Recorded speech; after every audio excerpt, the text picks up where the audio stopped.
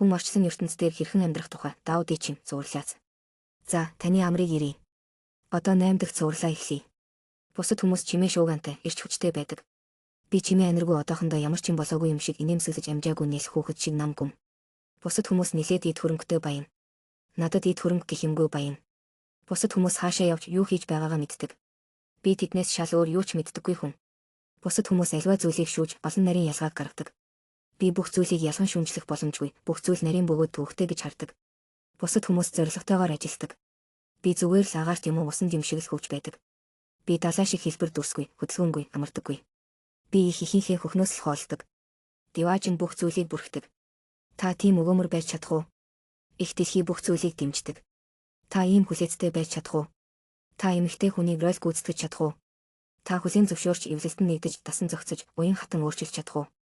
Та өөрт тохиолдсон сайн ч муу ч бүх зүйлийг адилхан ашиглаж чадах уу? Та төрөлхийн байгаагаараа нэлэх маамуу шиг байж чадах уу? Та хүн бүрийг хайрлаж чадах уу? Та тэдэнд зааж үлгэрлэн өдөрдөж бас үйлчлж чадах уу?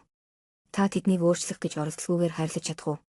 Та тэднийг араасаа дагуулan үлгэрлээд эрх чөлөөтэй үлдээж чадах уу? Та хэн нэгийг эерэг дотночийн сэтгэлээрээ тэрвэрч хүндэтгэж чадах уу? Та зүрх сэтгэлийнхээ толийг цэвэрлэн арчлаад өнгөрч ариусгаж чадах уу? Та амьсгал эрч хүчээ төвлөрүүлэн анхаарлаа төвлөрүүлж чадах уу?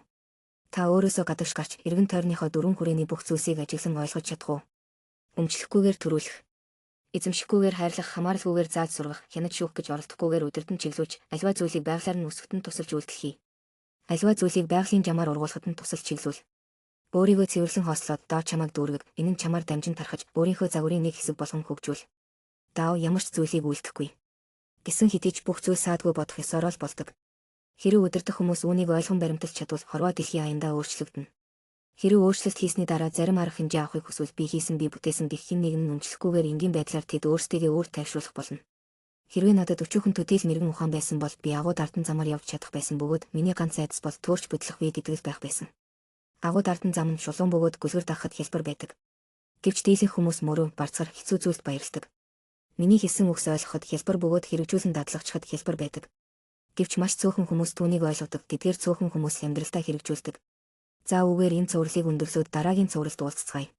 Хэрэв та манай цувралуудыг үзэж олон сайхан зүйлсийг сонирхоо юу гэвэл subscribe хийж бүртгүүлээрэй. Мөн та өгөөмөр сэтгэлээсээ лайка үлдээж, өрөөл бусдтай шеэрлэж тусал ухаанаа хуваацаарай. Танд баярлалаа.